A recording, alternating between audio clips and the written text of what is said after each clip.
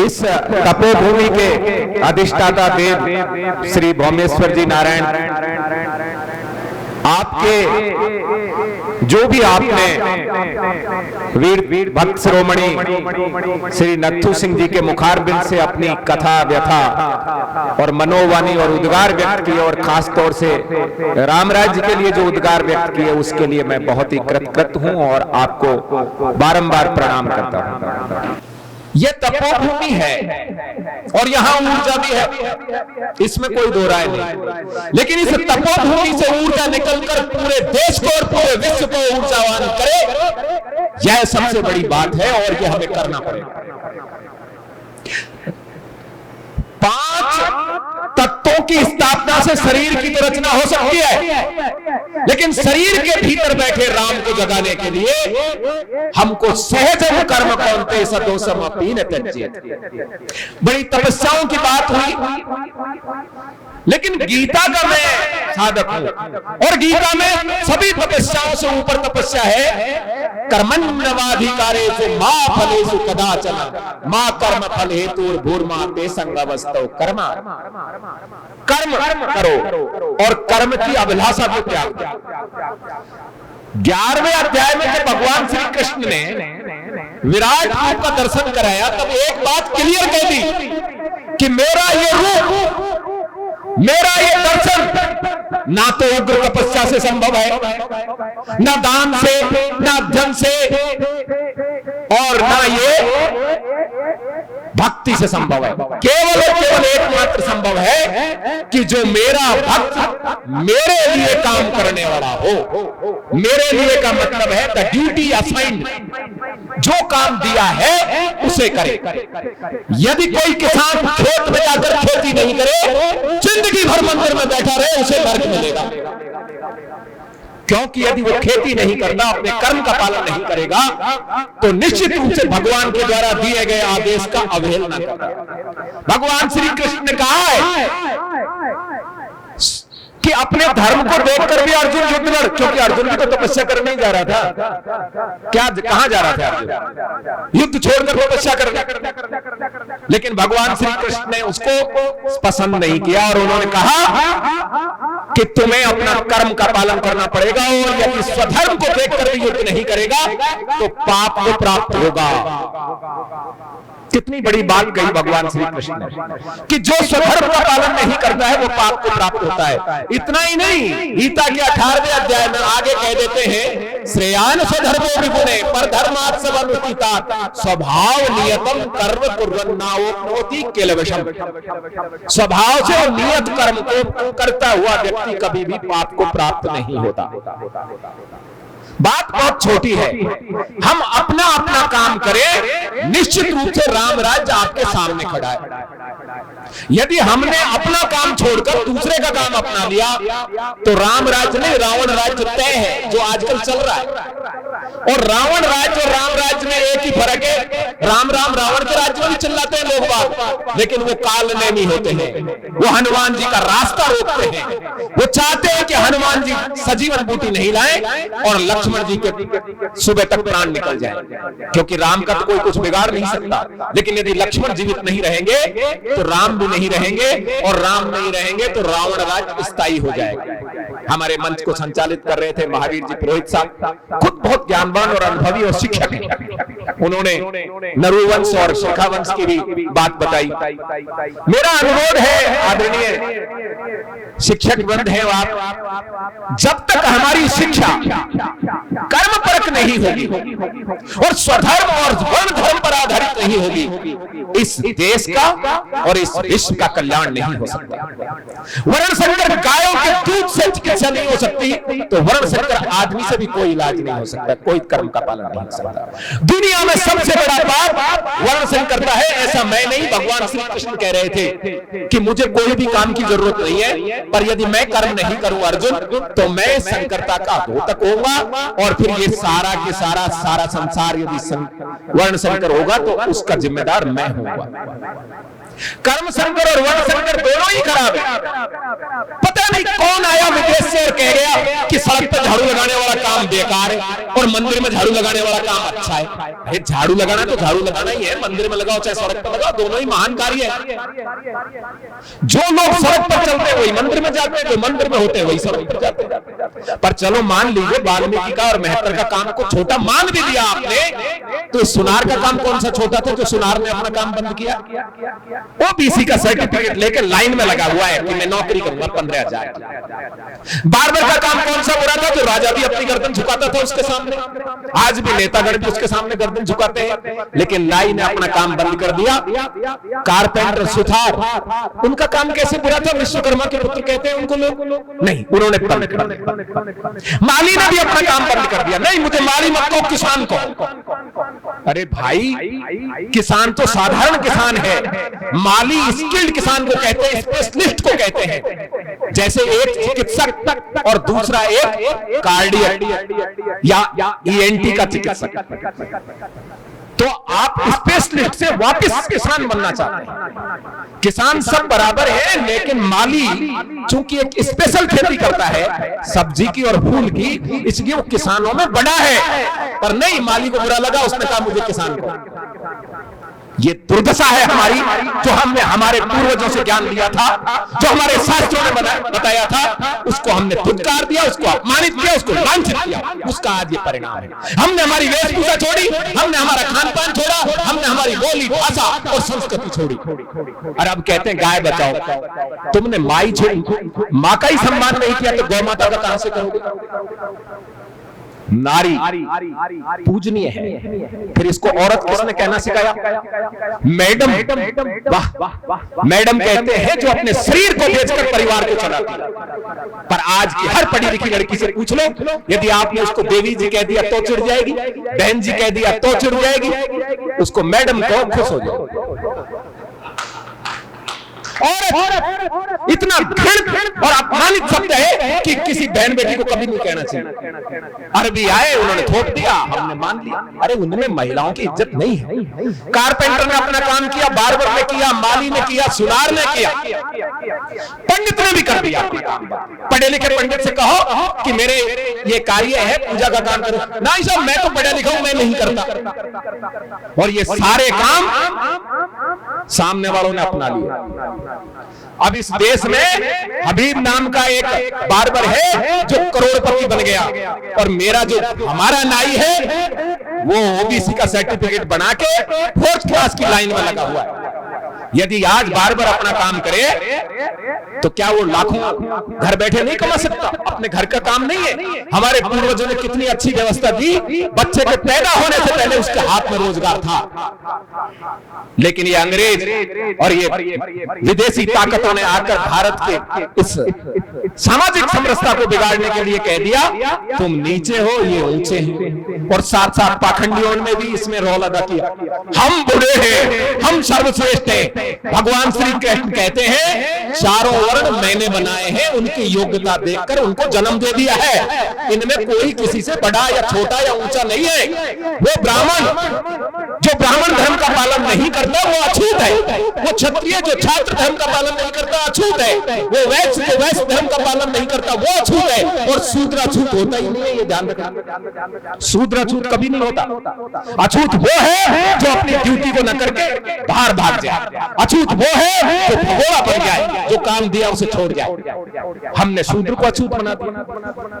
अछूत चांडाल था, और चांडाल इन चारों वर्णों में से किसी में नहीं आता, बल्कि उसे कहते हैं जो अपने धर्म का पालन नहीं करता।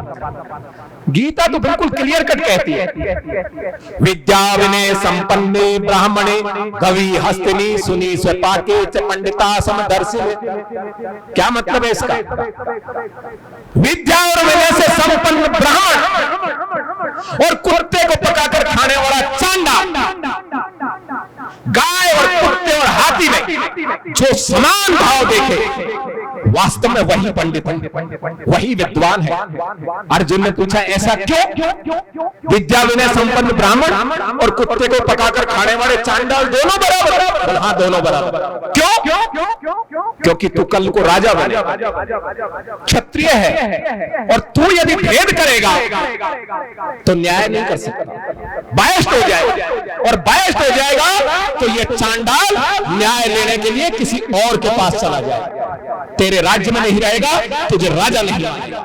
और ये श्लोक हमने नहीं पढ़ा, नहीं समझा, उसी के कारण अखिल ब्रह्मांड के नायक श्री राम के वंशजों का राज्य आज समाप्त हो गया।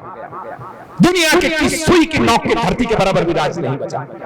जो 3 लोग के जीतने वाले लोग, अश्वमेध यज्ञ करने वाले लोग हैं, उनके पास आज सुई की नोक के बराबर धरती पर शासन नहीं है। आखिरी राज्य जो नेपाल में था वो भी समाप्त हो गया। क्यों? क्योंकि हमने इस गीता को समझा, हमने कर्मवाद के सिद्धांत को नहीं समझा, हमने नगद धर्म को नहीं समझा। नगद धर्म यह है, आज करोगे शाम तक फल मिलेगा, जैसा कर्म करोगे वैसा फल मिलेगा। कोई किसी भी कुल में जाति में जन्म ले ले, यदि वह सधर्म का पालन नहीं करेगा तो उसकी अधोगति होगी। क्या ब्राह्मणों में रावण नहीं पैदा हुआ? कोई अधोगति। क्या क्षत्रियों में कंस पैदा नहीं हुआ? हुई अधोगति। दुर्योधन हुआ, शकुनी हुआ, दुशासन हुआ, हुई अधोगति। तो ये मत समझो कि हम पैदा हो गए, हमारा काम हो गया। हमें हमारा धर्म पालन करना पड़ेगा। जिस काम के लिए हमको चुन के भेजा है वो करना पड़ेगा। बस में कंडक्टर भी होता है और ड्राइवर भी होता है। कंडक्टर कहे मैं बस चलाऊंगा, ड्राइवर कहे मैं टिकट काटूंगा, और दोनों सीकर से लेकर जयपुर तक एक दूसरे की ड्यूटी करते करते गाड़ी भी अच्छी चल के चली। हमारे कामदार साहब बैठ के गए थे, इन्होंने कहा आज गाड़ी बहुत अच्छी आई, लेकिन डिपो मैनेजर को यह बात पता चल जाए कि जो कंडक्टर था वो गाड़ी चला के लाया है, तो वो क्या करेगा? सस्पेंड कर देगा। क्यों?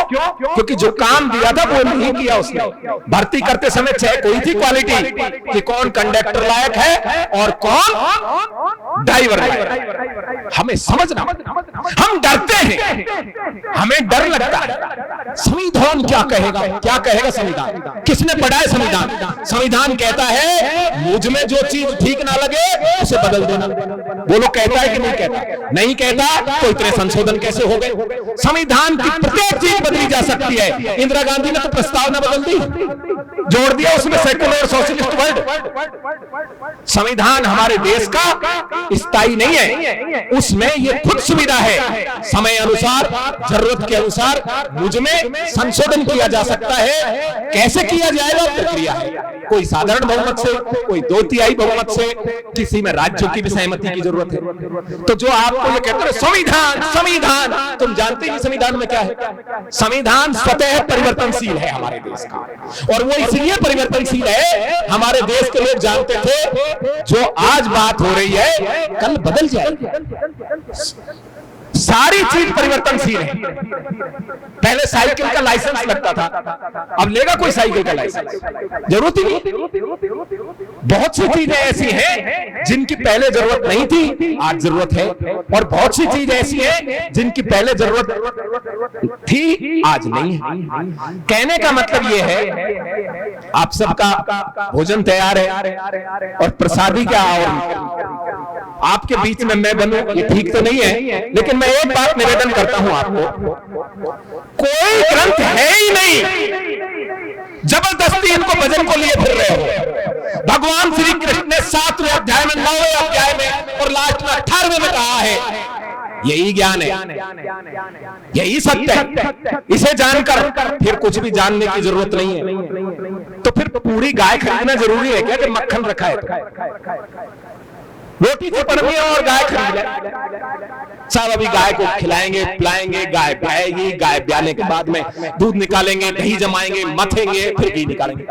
डायरेक्ट मक्खन दिया है भगवान श्री कृष्ण ने, सीधा सीधा मक्खन दिया है। और यदि आप किसी और को ग्रंथ मानते हो ना, तो एक दिन कोर्ट में ले जाना उसको और कहना कि मैं साक्षी दे रहा हूं, इस पुराण पे हाथ रख रहा हूं या इस पे रख रहा हूं। जज नहीं मानेगा, जज वापस भेज देगा। केवल मात्र एक श्री कृष्ण के और अर्जुन की वाणी, इस गीता पे हाथ रखोगे तो आपको साक्षी मानी जाएगी। मेरा सिर्फ एक ही निवेदन है, गीता किसी को स्वर्ग में नहीं ले जाती, लेकिन स्वर्ग को धरती पर लाने की गारंटी। यदि गीता के कर्मवाद के सिद्धांत को हम अपना लें तो धरती पर राम राज्य आना तय है। दुनिया की कोई ताकत नहीं रोक सकती। दुनिया का सबसे बड़ा धर्म है जो भगवान ने निभाया, जो राम ने निभाया, जो कृष्ण ने निभाया, और वो ग्रस्त धर्म। इस ग्रस्त धर्म का ही आधार है सारे। और इस ग्रस्त धर्म में ही आपको मोक्ष मिलता है। मोक्ष कभी भी ग्रस्त को छोड़कर नहीं मिल सकती, न मिली किसी को भी।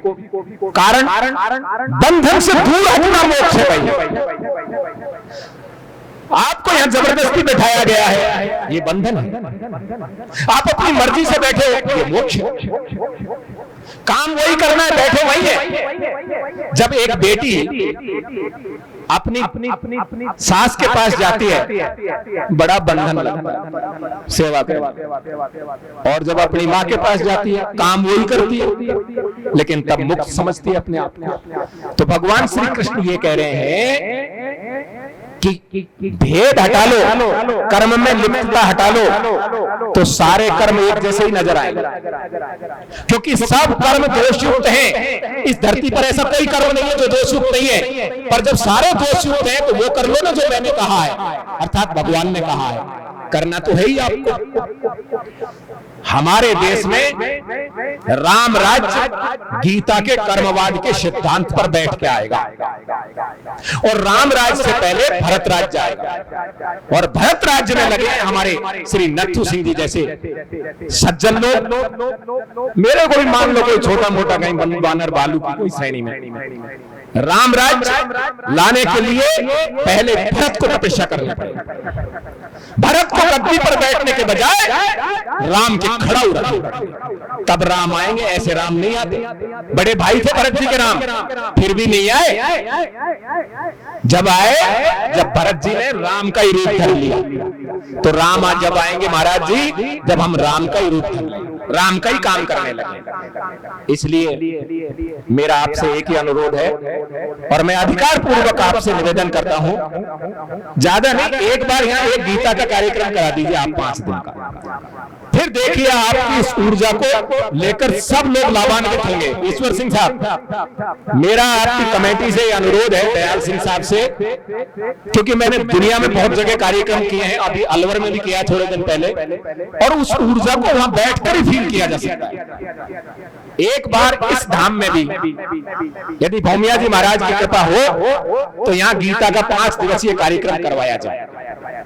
हमारे इस कार्यक्रम में ये वो कथावाचक की कोई फीस नहीं होती है, वो तो अपनी जेब से देके जाते हैं, क्योंकि कथावाचक कोई है ही नहीं, मैं खुद ही बोलूंगा।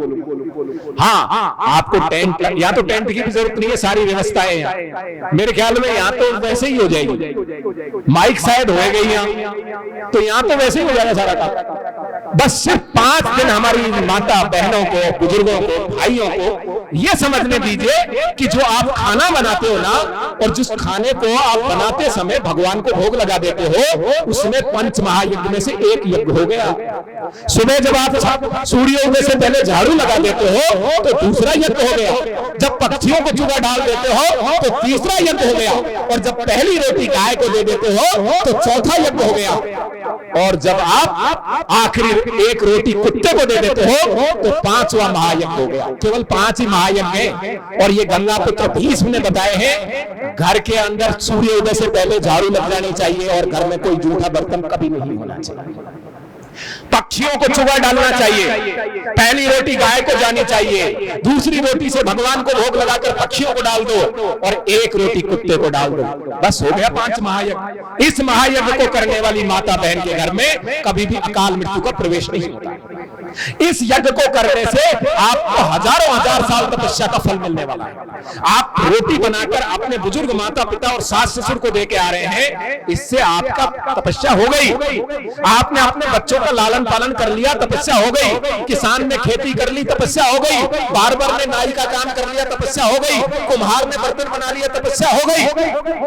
ये कर्मवाद की तपस्या है, और ये हम सबको करनी पड़ेगी। मैं अपनी वाणी को विराम देना चाहता हूं, उससे पहले बोलिए जमवार माता की, मेरा भतीजा है नरपत सिंह नरूका, उसको मैं ये आपका जो संकल्प आपने जमवाय माता जी वाली कही ये बता देता हूं। ये बात मुझे भी पता है कि वहां जो जमवाय माता के साथ जो गौ माता है उनकी मूर्ति खंडित है, और खंडित मूर्ति की पूजा होना निश्चित रूप से ठीक नहीं है। लेकिन मैं क्या करें महाराज जी, पूरे देश में खंडित मूर्ति करके गए विदेशी आक्रांता, और भारत सरकार उन्हीं को सजाए रखना चाहती है। मैं खजुराहो गया था, विष्णु भगवान का सिर कटा हुआ, कटाइए, बोले नहीं जोड़ेंगे, जबकि मंत्री हमारे अपने भाई हैं, मेरे बड़े भाई हैं, आदरणीय गजेंद्र सिंह जी शेखावत साहब, रामराज मिशन ने पत्र लिखा, कमेटी बनी, और उन्होंने कहा नहीं ये एएसआई करनी है। अरे यार एएसआई तुम्हारे अंडर में भाई,